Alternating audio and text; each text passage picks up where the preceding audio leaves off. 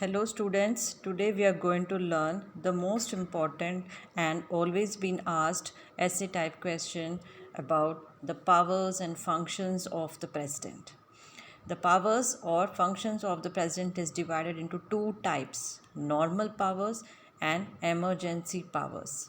Normal powers is further divided into executive or administrative power, legislative power, financial power, judicial powers.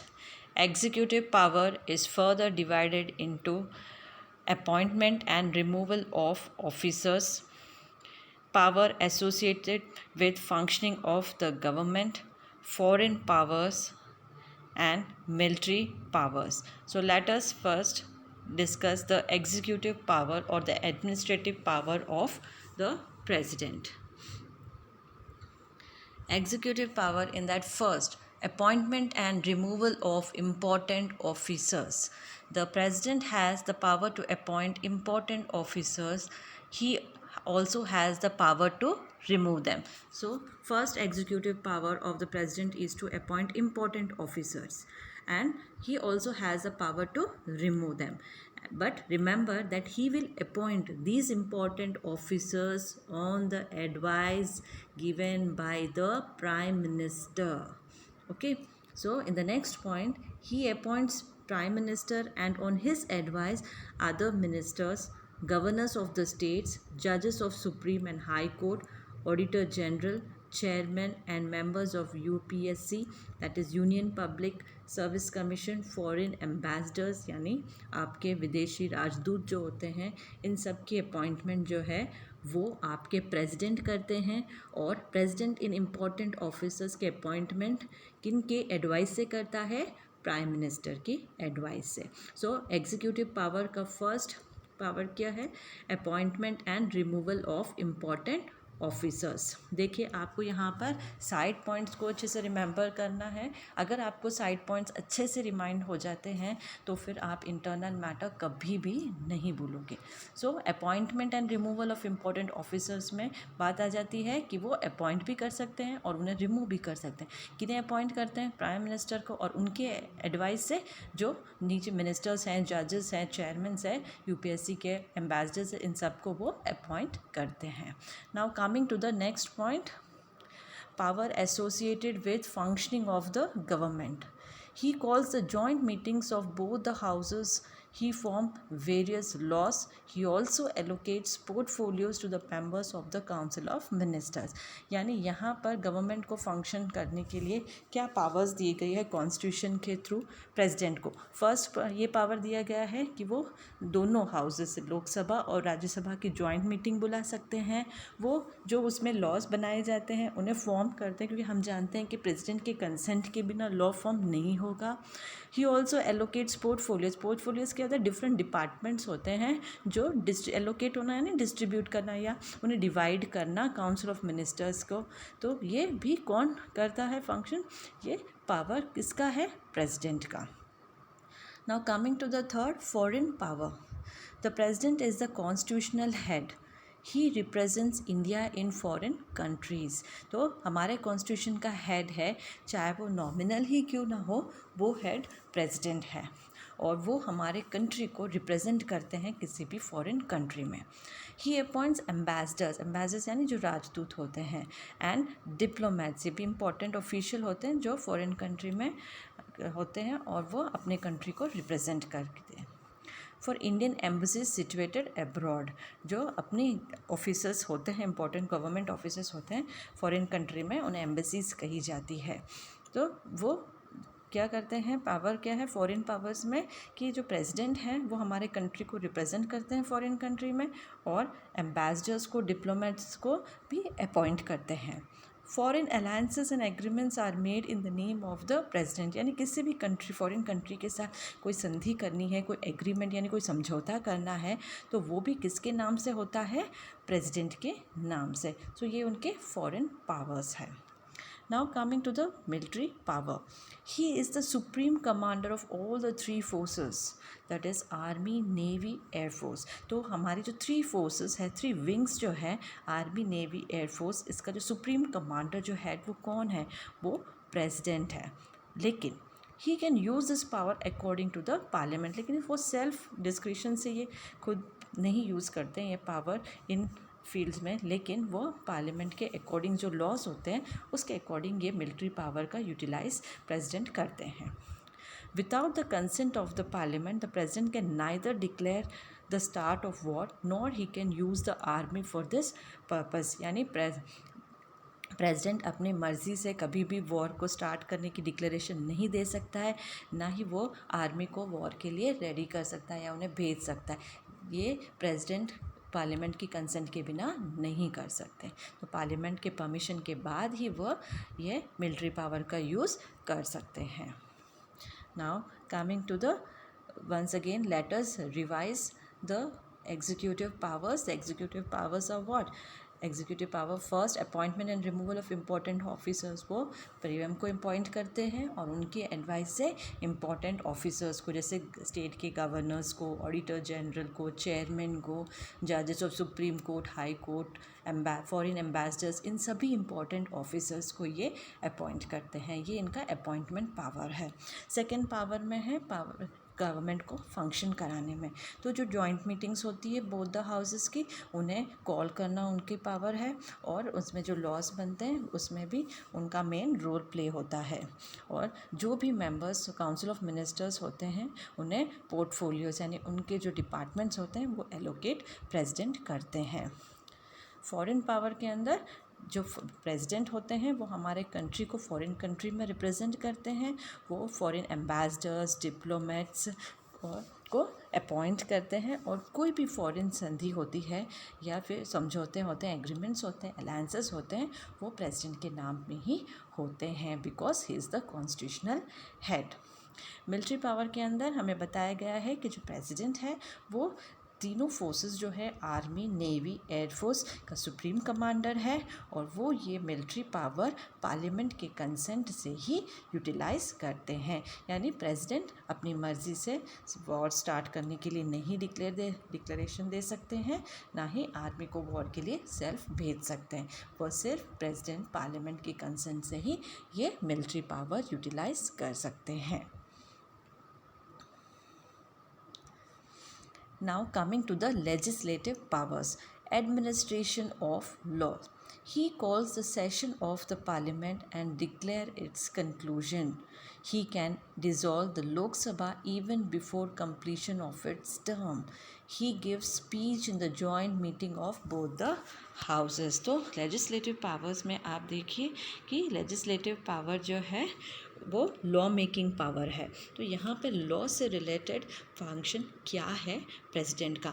तो जो president है वो parliament के जो सेशन होती है, यानी पार्लियामेंट का जो वर्किंग टाइम होता है उसे डिक्लेयर करना, यानी पार्लियामेंट कब स्टार्ट होगी, कब उसके एंड होगी, ये जो है कॉल कौन करेगा? President.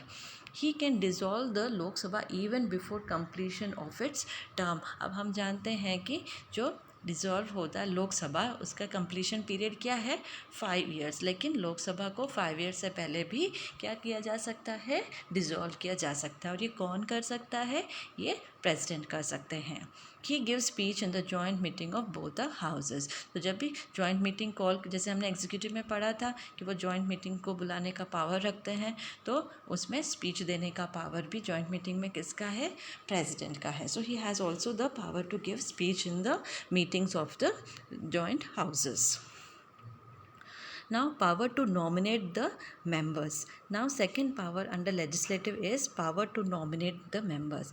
He nominates 2 Anglo-Indian members in the Lok Sabha. जब हमने लोक सभा का फॉर्मेशन पढ़ा था तब हमने देखा था कि जो 2 Anglo-Indian होते हैं उन्हें कौन नॉमिनेट करते हैं? प्रेसिडेंट करते हैं. Second, he nominates 12 members of Rajya Sabha. और जब हमने राज्यसभा का फॉर्मेशन पढ़ा था उसमें प्रेसिडेंट के पास कितना पावर है नॉमिनेशन का? 12 मेंबर्स. और ये 12 मेंबर्स कहाँ से होते हैं? अलग अलग फील्ड के एक्सपर्ट्स होते हैं, जैसे लिटरेचर के, साइंस के, आर्ट के, स्पोर्ट्स के, एंटरटेनमेंट के, etcetera. Okay. So power to nominate the members में लोकसभा में पावर है प्रेसिडेंट की 2 एंग्लो इंडियन नॉमिनेट करने की, और राज्यसभा में 12 मेंबर्स नॉमिनेट करने की जो डिफरेंट फील्ड के एक्सपर्ट्स होते हैं. Okay. So 2 Anglo Indian and 12 members of the Rajya Sabha of experts. Now coming to the third legislative power is power to reject a motion. Every motion passed by the parliament become a law only after the consent of the president. यानी कोई भी bill या कोई भी प्रस्ताव या proposal होता है जो पार्लियामेंट में पास होता है, वो लॉ कब बनता है, यानी एक बिल लॉ कब बनता है, प्रेसिडेंट के कंसेंट के बाद ही. ही कैन एक्सेप्ट और रिजेक्ट अ मोशन. किसी भी बिल को या फिर जो बिल प्रेसिडेंट के पास जाता है वो उसे एक्सेप्ट कर सकते हैं या फिर रिजेक्ट कर सकते हैं. He may return a normal bill along with some advice for reconsideration. जब एक नॉर्मल बिल प्रेसिडेंट के पास आता है, see look here, when a normal bill, तो वो अपनी एडवाइस दे सकते हैं और वापस उस बिल को हाउसेस में फर्दर रिकन्सिडरेशन के लिए, फर्दर चेक के लिए भेज सकते हैं. But if that bill is passed with or without amendment again for the second time, then the president is forced to accept it. अब जैसे पहले रिटर्न कर दिया नॉर्मल बिल को हाउस में कंसिडरेशन के लिए और वापस बिल वहाँ पर गया और उन्होंने कोई चेंजेस उसमें नहीं किए और वापस उस बिल को सेकेंड टाइम भेज दिया प्रेसिडेंट के पास, तो प्रेसिडेंट को उसे एक्सेप्ट ही करना पड़ेगा, उन्हें उसे कंसेंट देना ही पड़ेगा. So we can see that legis power to reject a motion में क्या है कि कोई भी जो मोशन, कोई भी बिल जो है पार्लियामेंट में लॉ कब बनता है, प्रेसिडेंट के कंसेंट से. उनके पास, प्रेसिडेंट के पास पावर है उस बिल को, उस मोशन को, उस प्रस्ताव को एक्सेप्ट कर सके या फिर उसे रिजेक्ट कर दे. एक नॉर्मल बिल जब उनके पास जाता है तब उस नॉर्मल बिल में वो कुछ एडवाइस देकर उसे वापस हाउस में भेज सकते हैं, ठीक है. लेकिन बाद में अगर बिल सेकेंड टाइम उनके पास आता है, कभी कंसिडरेशन मतलब अमेंडमेंट हो भी सकता है उसमें, उनकी प्रेसिडेंट की एडवाइस मान भी लेते हैं, कभी उन्हें नहीं भी माननी हो और बिना अमेंडमेंट के या विद अमेंडमेंट के वो बिल सेकेंड टाइम प्रेसिडेंट के पास चला जाता है, तो प्रेसिडेंट की ड्यूटी है, यानी president is bound, he is compulsory on the part of president to accept the proposal, ठीक है. Now coming to the fourth, power to promulgate ordinances. Now promulgate मतलब उसे लागू करना, किसे, ordinances को, special order को. The president has the power to issue an ordinance when the parliament is not in session. जब parliament work में नहीं होता है, ठीक है, तब क्या होता है, पावर किसके पास है. जैसे फॉर एग्ज़ाम्पल स्कूल में in case principal sir present नहीं है, कोई ऐसी इमरजेंसी आ गई है, तब डिसीशन मान लीजिए कोई टीचर जो सेकेंड इंचार्ज है उन्हें लेना पड़ सकता है अचानक से. तो ऐसे ही होता है कि जब भी कोई कंट्री में कोई ऐसी इमरजेंसी आती है जब पार्लियामेंट सेशन में नहीं होता है, यानी जब वर्किंग में नहीं होता है, तब प्रेसिडेंट एक स्पेशल ऑर्डिनेंस एक स्पेशल ऑर्डर होता है प्रेसिडेंट के द्वारा पास किया जाता है, इशू किया जाता है. तो ये पावर प्रेसिडेंट के पास ही है, प्राइम मिनिस्टर नहीं करता है, ना ही कोई चीफ मिनिस्टर करेंगे. पर लेकिन पार्लियामेंट के न होने पर, प्रेजेंट न होने पर क्या कौन कर सकता है ये ऑर्डर पास, यानी कोई अहम फैसला कौन ले सकता है, president. These ordinances are valid for 6 months after the start of the parliament session. यानी जब ऑर्डिनेंस पास कर दिया गया जब पार्लियामेंट सेशन में नहीं था, लेकिन कुछ दिनों के बाद पार्लियामेंट का सेशन स्टार्ट हो गया है और जो ऑर्डिनेंस प्रेसिडेंट के द्वारा पहले पास कर दिया गया है वो 6 मंथ तक स्टार्ट होने के बाद क्या होता है, वैलिड हो सकता है. पार्लियामेंट चाहे तो इसे कंटिन्यू होने दे, नहीं तो फिर भी उसे हटा दिया जा सकता है. But if the parliament wants or wishes, these ordinances can be abolished even before the completion of their tenure. जैसे बताया था कि जो ऑर्डिनेंस प्रेसिडेंट के द्वारा पास किया गया था उसकी वैलिडिटी 6 मंथ्स है, लेकिन पार्लियामेंट के ऊपर डिपेंड करता है कि वो चाहे तो उसे उसके टर्म से पहले भी उसे कंप्लीट या उसे एबॉलिश या उसे खारिज कर दिया जा सकता है. तो पावर टू प्रोमलगेट ऑर्डिनेंसेस में है कि एक स्पेशल ऑर्डर निकालने का, एक स्पेशल ऑर्डर इशू करने का पावर पार्लियामेंट ने प्रेसिडेंट को दे रखी है. कब, जब पार्लियामेंट सेशन में नहीं होता है. जैसे मैंने बताया प्रिंसिपल सर ऑफिस में नहीं है, स्कूल में नहीं है, तब कोई अहम फैसला लेना हो तब वो सेकंड इंचार्ज वो फैसला प्रेसिडेंट कि जैसे ले सकता है प्रिंसिपल के एब्सेंस में। और वापस जब प्रिंसिपल सर आ जाते हैं, अगर उन्हें ठीक लगता है तो ये चलेगा, वरना प्रिंसिपल सर की मर्ज़ी है कि वो जो ऑर्डिनेंसेस उनके एब्सेंस में लिए गए हैं उन्हें वो खारिज कर दे।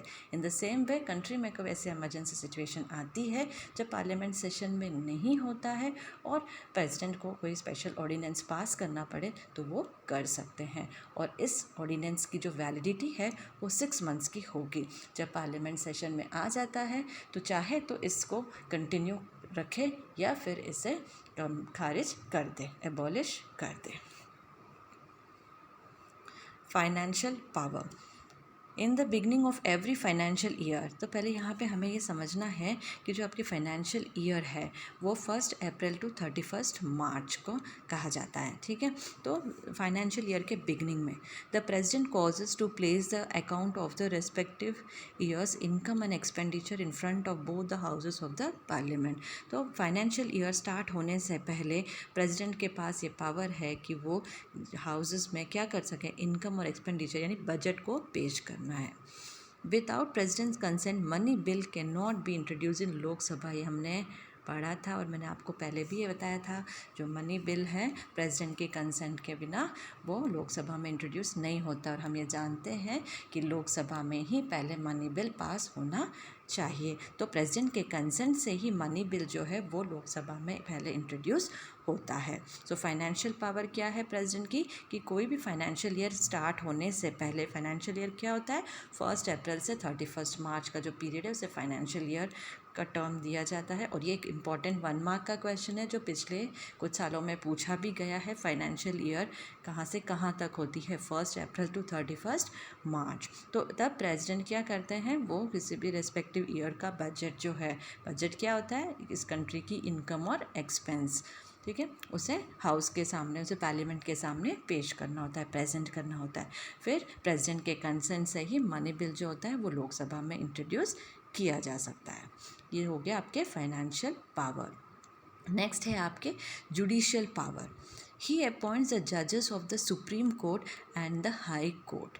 तो फर्स्ट जुडिशियल पावर है जुडिशरी से रिलेटेड, यानी आपके लॉ जो है, कानून से रिलेटेड क्या पावर दी गई है प्रेसिडेंट को कॉन्स्टिट्यूशन के थ्रू, कि वो जजेस को अपॉइंट कर सकते हैं। जैसे हमने एग्जीक्यूशन में इसमें पढ़ा था ना, अपॉइंटमेंट ऑफ इम्पोर्टेंट ऑफिसर्स में, कि वो जजेस को अपॉइंट कर सकते हैं। कौन से जजेस को, सुप्रीम कोर्ट और हाई कोर्ट के जजेस को, सुप्रीम कोर्ट और हाई कोर्ट के जजेस को अपॉइंट कर सकते हैं। President's consent is mandatory for implementation of laws formed by the supreme court, यानी जो भी सुप्रीम कोर्ट लॉज फ्रेम करती है उसमें कंसेंट किसका चाहिए, कंसेंट चाहिए किसका, प्रेसिडेंट का। तो ये इम्पॉर्टेंट जुडिशियल पावर है जो प्रेसिडेंट को दी गई है। He has a right to grant pardons, respite और remission of punishment to offenders. यानी जुडिशियल पावर में ये सबसे इम्पॉर्टेंट है, पावर है आपके प्रेसिडेंट की, कि किसी भी अपराधी की, किसी भी ऑफेंडर यानी किसी भी क्रिमिनल की जो सज़ा होती है, पनिशमेंट होती है, उसे टोटली पार्डन यानी पूरी कंप्लीट माफ़ कर दिया जाए, या फिर उसमें कुछ डिस्काउंट कह सकते हैं हम, इसमें कमी, यानी उसको अगर 10 साल की सज़ा हुई तो उसकी सज़ा कम करवाई जा सकती है 5 साल के लिए, 6 साल के लिए। ये कौन कर सकता है, ये प्रेसिडेंट कर सकते हैं। या तो जो फैसला सुप्रीम कोर्ट का होगा वो तो फाइनल कोर्ट ऑफ अपील है हमारी, लेकिन उनके बाद भी जो पर्सन्स होते हैं वो प्रेसिडेंट को अपील कर सकते हैं। फिर पूरे केस की स्टडी होती है और उसके अकॉर्डिंग उस क्रिमिनल को प्रेसिडेंट चाहे तो टोटली उसकी सज़ा माफ़ करवा सकते हैं या फिर उसकी पनिशमेंट को कम करवा सकते हैं। तो जुडिशियल पावर में क्या पावर है उनको, सुप्रीम कोर्ट और हाई कोर्ट के जजेस को अपॉइंट कर सकते हैं। प्रेसिडेंट के कंसेंट के बिना सुप्रीम कोर्ट के लॉज फ्रेम नहीं होती है, इम्प्लीमेंट नहीं कर किया जा सकता है। He has a right to grant pardons, और उन्हें ये भी राइट दिया गया है कि वो किसी भी क्रिमिनल ऑफेंडर यानी जिससे गलती हुई है, अपराध हुआ है, उसकी सज़ा को माफ़ करे या फिर उसे कम किया जा सकता है। Thank you.